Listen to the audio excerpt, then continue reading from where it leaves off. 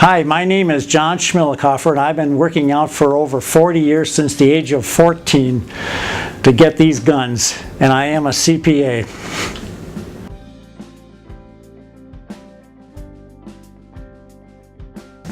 I've been in the accounting profession over 30 years in various positions in that, and here is what I've learned in that position. You can come across an individual who's a very difficult individual to work with.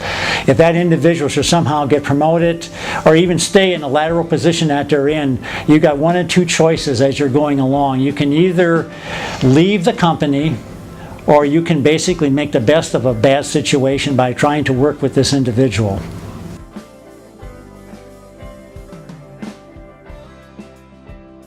Somewhere along the line, all of us will deal eventually with difficult people. For me, it was a person named Dick.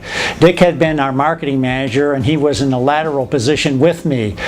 Eventually, to everyone's surprise, Dick was promoted to general manager. The one thing that he had that made everyone despise him was he treated everyone consistently bad. I'll give you one example of Dick. I basically was in his office. We were going over a project that was going downhill. The project manager of this was a young man who had just been appointed to the position, had been working 14 hours a day, 7 days a week on this project to make it a success.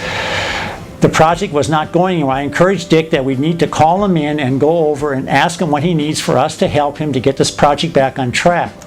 To my surprise, Dick called him in the office and literally tore this individual to shreds, that he just about crawled out of the office when Dick got through with him. At that point, I realized that Dick was not going to listen to anyone, and I made a decision to myself that either I had one of two things I could do. I could either live with it or I could leave.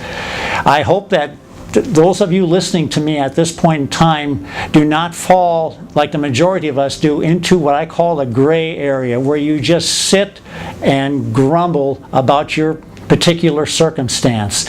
You can do one of two things. You can either leave or you can make the best of it.